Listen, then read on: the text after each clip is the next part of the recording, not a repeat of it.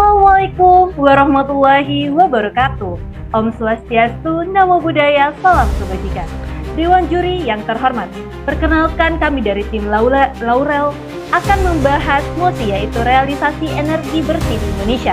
Saya Cici Nur Fadila selaku pembicara pertama sebagai tim netral, kemudian rekan saya Ismi Aulia Alfalah akan bertindak sebagai pembicara kedua yang menyampaikan pandangan tim pro. Dan terakhir, rekan saya Awaluddin akan berperan sebagai pembicara ketiga yang menyampaikan argumen dari tim kontra.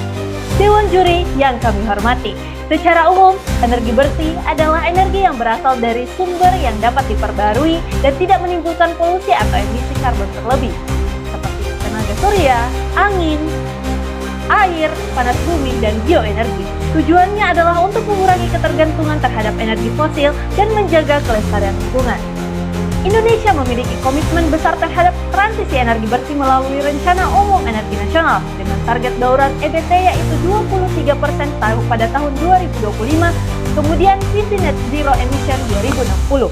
Selanjutnya, pemberian intensif investasi hijau oleh pemerintah untuk mendorong implementasinya. Secara ekonomi dan teknologi, transisi ini semakin layak karena biaya energi semakin menurun, energi bersih semakin menurun, dan dukungan internasional seperti JETP memperkuat pembiayaan menuju energi rendah karbon ditambah dengan potensi alam di Indonesia, serta meningkatnya kesadaran sosial masyarakat terhadap energi terbarukan. Dewan Juri yang terhormat, realisasi energi bersih di Indonesia masih menghadapi berbagai tantangan serius.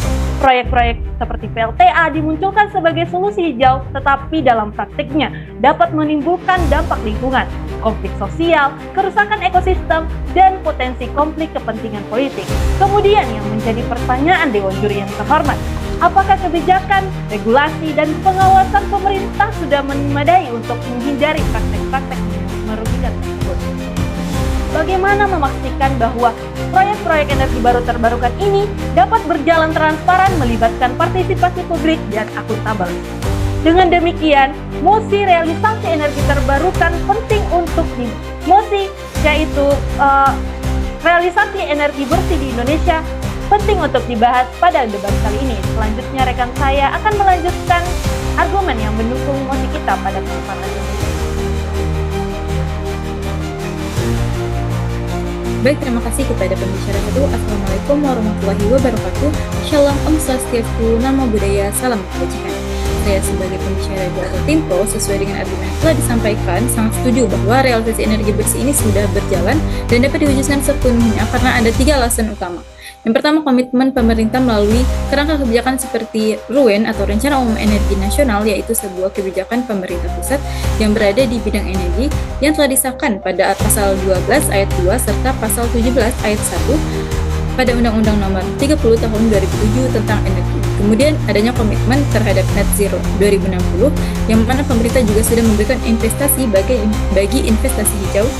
Kemudian argumen yang kedua adalah teknologi energi bersih yang mana semakin murah dan efisien, serta investasi internasional seperti JETP atau Just Energy Transition Partnership yang bermitra bersama Jerman, bertujuan membantu negara berkembang melakukan transisi dari energi fosil ke teknologi rendah karbon, itu telah meluncurkan transportasi pendanaannya pada April 2025 lalu sebesar 310 triliun untuk tuntutan dan kebutuhan serta keterbukaan informasi publik mengenai alokasi penggunaan dan hasil dari pendanaan transisi energi, yang mana hal tersebut penting bagi kita untuk memastikan akuntabilitas pemerintah dan masyarakat itu bisa menilai kinerja program secara efektif serta membuktikan bahwa ekonomi transisi energi bersih itu bukan beban tetapi peluang untuk menciptakan lapangan pekerjaan baru di sektor hijau. Kemudian bukti yang nyata yang telah saya ambil dari referensi yaitu tentang PLTB Sidrap dan Janip Konto yang merupakan PLTB tertinggi di dunia, yaitu telah menyalurkan listrik energi bersih ke ratusan ribu rumah di Sulawesi. Kemudian PLTS Likupang dan Kupang itu sudah beroperasi dan menurunkan emisi karbon hingga ribuan ton per tahun, yang mana artinya energi surya itu bukan masa depan tetapi masa kini di Indonesia. Kemudian pada Perpres nomor 55 tahun 2019 tentang kendaraan bermotor listrik, di mana kendaraan bermotor listrik dari tahun 2024 telah penjualannya telah melonjak lebih dari 600% dibandingkan 2019 Satu, sehingga transisi energi bersih ini bukan hanya soal pembangkit listrik, tapi juga transportasi, peningkatan yang signifikan, kendaraan listrik menunjukkan realisasi nyata menuju energi bersih di sektor mobilitas nasional. Kemudian yang ketiga, untuk lebih hemat, potensi surya, tanah, air, panas bumi, dan angin yang sangat besar di Indonesia ini sudah cukup melimpah. Kemudian dukungan masyarakat terhadap EBT juga harus kita fokuskan, bukan hanya kepada mereka yang tidak bertanggung jawab. Walau memang mereka tidak bertanggung jawab, itu harus kita kawal, tetapi juga kita harus tetap ingat bahwa potensi serta perkembangan teknologi energi baru terbarukan di Indonesia demi energi hijau yang meningkat pesat ini menandakan kesiapan sosial menuju masa depan yang lebih bersih. Maka dari itu, saya tim Pro meyakini bahwa realisasi energi bersih di Indonesia ini bukan hanya impian, tetapi proses nyata yang harus terus diperkuat oleh kebijakan, teknologi, dan kesadaran bangsa. Sekian dari saya, terima kasih.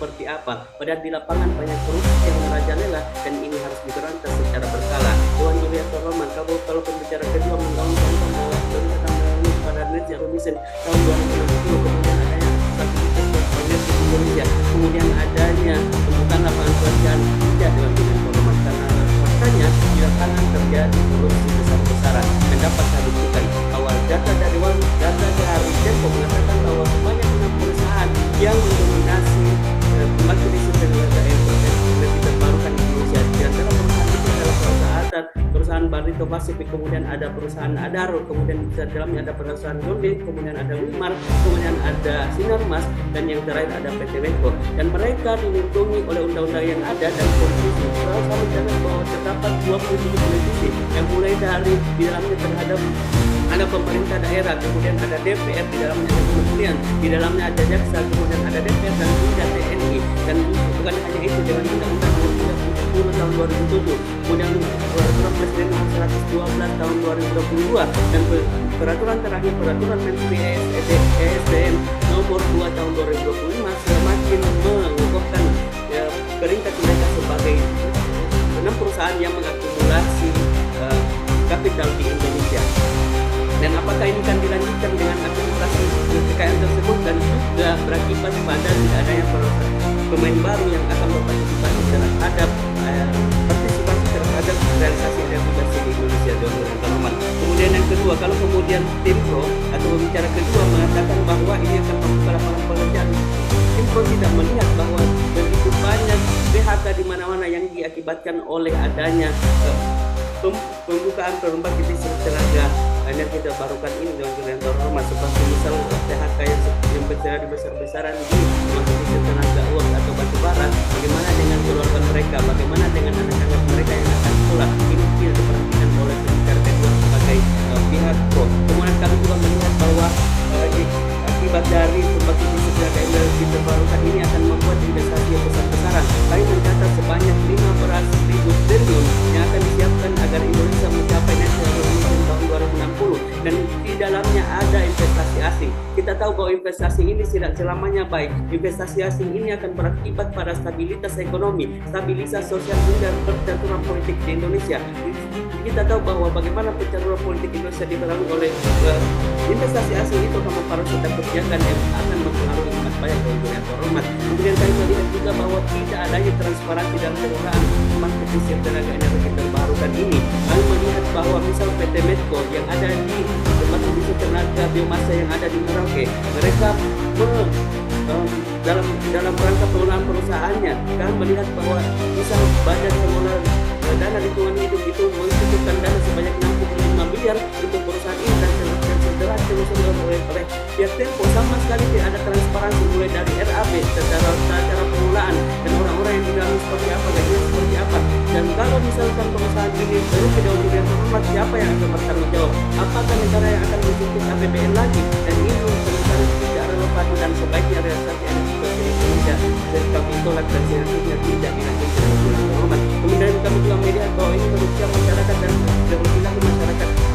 Ada Dewan Juri yang terhormat, misal masyarakat yang ada di Cengkareng, Bandung Barat, kami melihat bahwa sebanyak 200 rumah yang tenggelam akibat longsor dan 6 meninggal dunia dan sebagian masyarakat memilih hidupnya dari nol. Apakah ini disebabkan oleh alam Dewan Juri yang terhormat? Tentu tidak. Ini disebabkan oleh pembangkit listrik tenaga geothermal atau pembangkit listrik tenaga panas bumi dari Barito Pasifik. Dan apakah ini keinginan kita dengan cara menginginkan bahwa adanya 200 rumah yang tenggelam tersebut, kemudian di Kalimantan Utara kita dapat melihat 2 kecamatan yang tenggelam sengaja ditenggelamkan karena adanya pembangkit listrik tenaga air, dan dua kecamatan ini terbagi atas 13 kampung dan 2 komunitas adat. 2 komunitas adat ini yang di dalamnya termasuk 541 keluarga yang harus mengungsi yang diakibatkan oleh 540 yang diakibatkan oleh pembangkit listrik tenaga air Dewan Terhormat. Apakah ini keinginan kita dengan cara menggeser masyarakat yang ada di situ demi pembangkit listrik tenaga air? Tentu tidak. Kami tidak menginginkan adanya penggeseran ini dan sebaiknya realisasi dan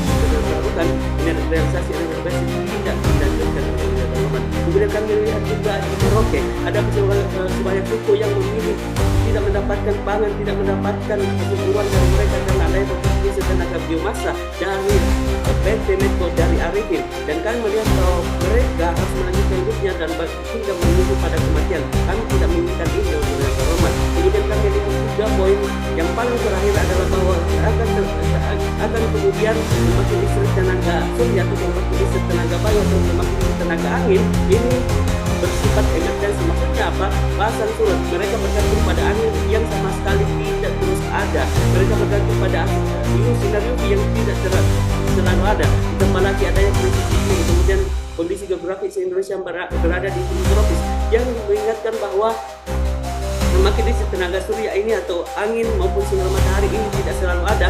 Kemudian dari PLN mengeluhkan bahwa mereka tidak dapat menampung listrik dari pembangkit listrik tenaga angin maupun surya ini karena mereka tidak mempunyai peralatan dalam hal ini baterai untuk menampung listrik itu. Dan ini berakibat pada adanya stabilitas mengganggu stabilitas dari rumah sakit pelayanan dan berbagai hal lagi. Dan kami sebagai tim kontra sekali lagi menolak adanya realisasi energi bersih Indonesia mengingat bahwa alasan-alasan yang telah saya sampaikan. Dan sekian, dan kami bangga sebagai pihak kontra. Terima kasih.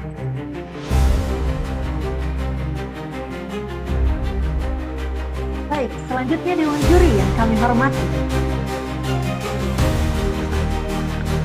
Dari seluruh paparan yang telah disampaikan, dapat disimpulkan bahwa realisasi energi bersih di Indonesia menuai pro dan kontra. Realisasi ini adalah cita-cita besar yang syarat akan potensi, namun juga penuh tantangan. Di satu sisi, Indonesia memiliki komitmen kuat dan arah kebijakan yang jelas, dengan sumber daya alam yang melimpah, didukung oleh kemajuan teknologi, serta meningkatnya kesadaran publik. Pemerintah terus mendorong investasi hijau dan kerjasama internasional dalam mewujudkan masa depan rendah karbon. Oleh karena itu, transisi energi bersih seharusnya menjadi peluang besar untuk membuka lapangan kerja hijau, mengurangi emisi, dan menjaga keberlanjutan lingkungan. Namun di sisi lain, Dewan Juri yang terhormat, kita tidak bisa menutup mata bahwa transisi ini tidak semulus yang dibayangkan. Masih banyak praktik korupsi yang menghambat partisipasi swasta, kurangnya transparansi dana, serta investasi yang sangat besar hingga 15 triliun rupiah yang menjadi beban berat bagi perekonomian negara Indonesia. Selain itu, dampak sosial terhadap masyarakat lokal dan adat dan ketidakstabilan sumber energi seperti PLTS dan PLTB di Indonesia. Oleh karena itu, Dewan Juri yang kami hormati, energi bersih bukan sekedar soal teknologi, tetapi juga soal tata kelola dan manajemen waktu realisasinya. Transisi energi ini harus dibarengi oleh praktik bersih dari korupsi, eksploitasi, dan ketimpangan. Sehingga kami dari tim Laurel menyatakan bahwa realisasi energi bersih di Indonesia menuntut komitmen, transparansi, dan kolaborasi semua pihak. Sekian dari terima kasih. Wassalamualaikum warahmatullahi wabarakatuh.